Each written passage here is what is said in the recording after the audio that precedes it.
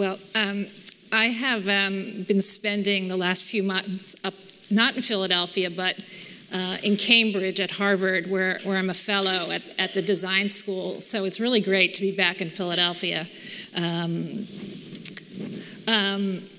I've been taking classes there in urban planning and Chinese history, Baroque Rome, the internet, yoga. And one day I realized that all my classes were essentially about the same thing. They were about memory, identity, place. Even my yoga class. Does anyone do yoga? Okay. Namaste. So my class is taught by a real yogi from India, and she's 4 feet tall. She has 3 feet of hair, and she comes to class with full evening makeup.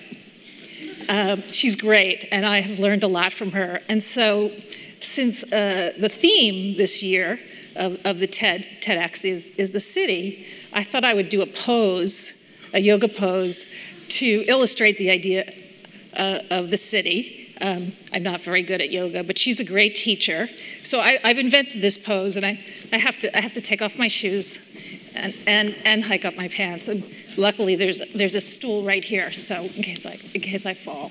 So this is called the skyscraper pose, and I think you might recognize some of them. So this is Liberty Place, Comcast Center, and the American Commerce Center.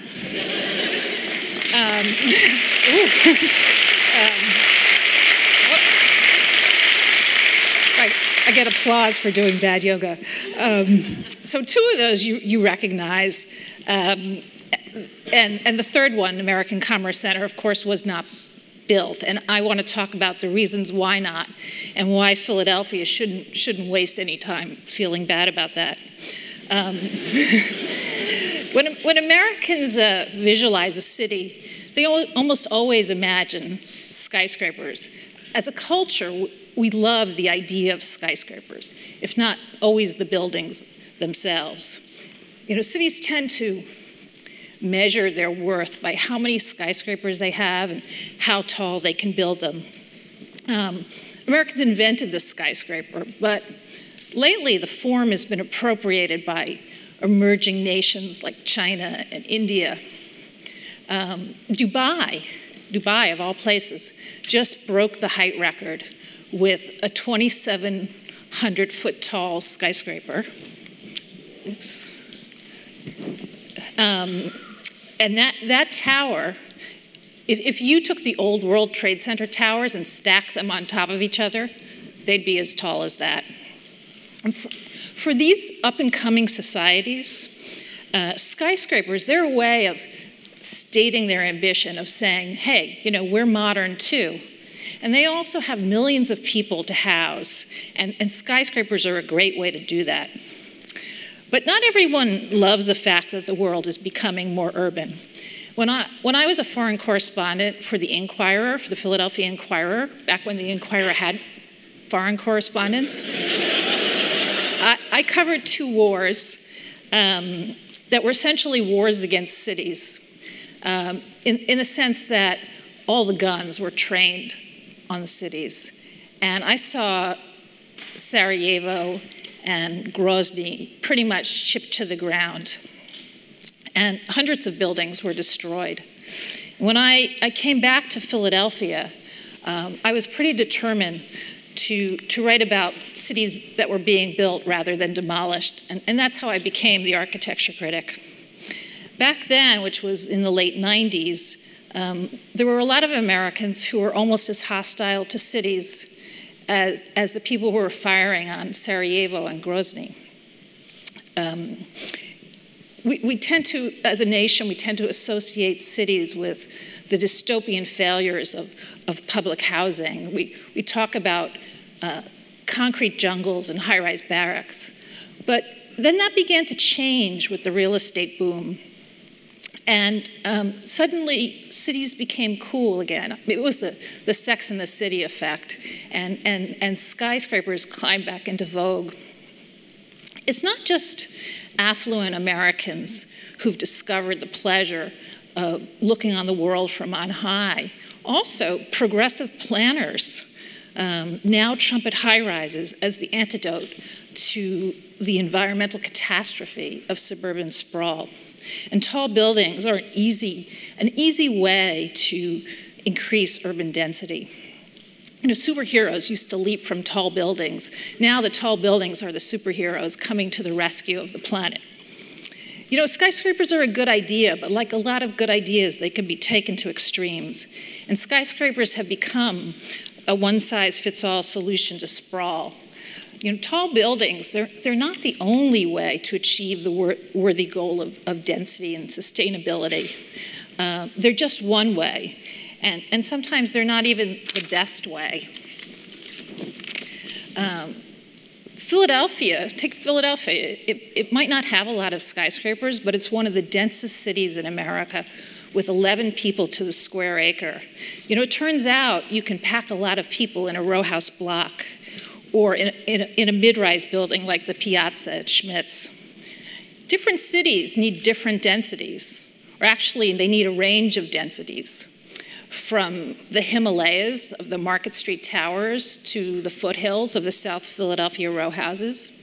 And we also need something in between. We need to build more mid-rise buildings, like the Piazza at Schmitz.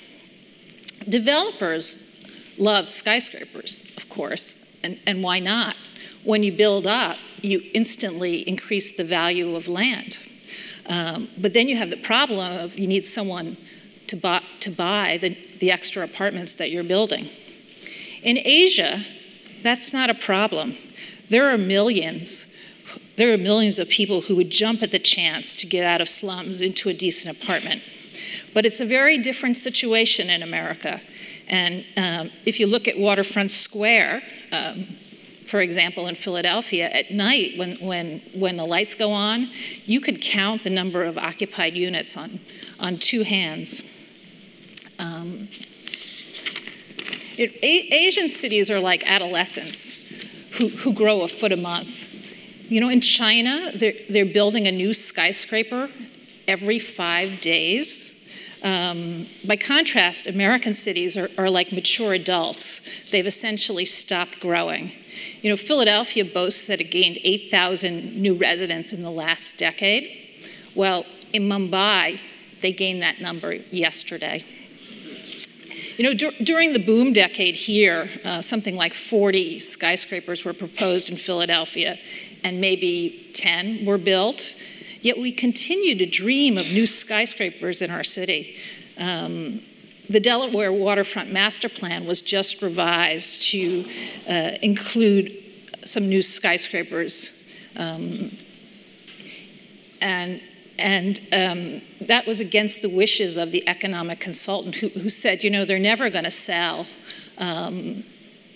You're going to have a skyscraper here, a skyscraper there, and they're going to be isolated islands of habitation, very far apart, and you're never going to build a neighborhood. And if you want to build a neighborhood, you need to build laterally. You need to build mid-rises and row houses. But that message really hasn't taken. And so on Chestnut Street, the state is all set to contribute 20% of the cost for a new skyscraper. $60 million skyscraper, that's $12 million in public money at a time when the city is forced to close schools and libraries and firehouses. People go into a swoon over skyscrapers. Remember the American Commerce Center, 1,500-foot tall office building. Did people really think that was going to be built? American corporations are cutting their workforces, not expanding them, and they don't need more office space. And that has profound implications for our downtowns.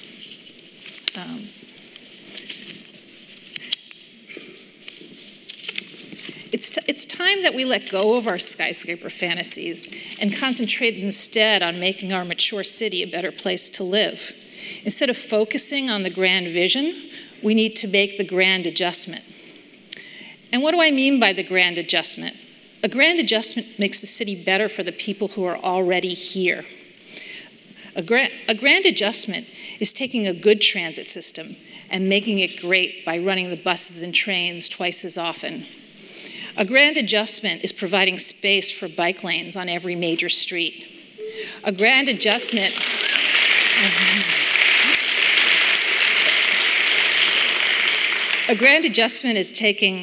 is making every sidewalk into a beautiful promenade.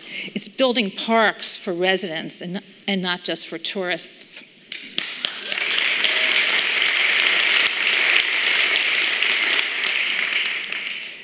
You know, we need to stop measuring our worth by skyscrapers and mega projects and judge ourselves on the quality of our public spaces. We have to stop treating them as a frill that we pay for with leftover change. The best way to increase density in Philadelphia, build the amenities that'll make people want to live here.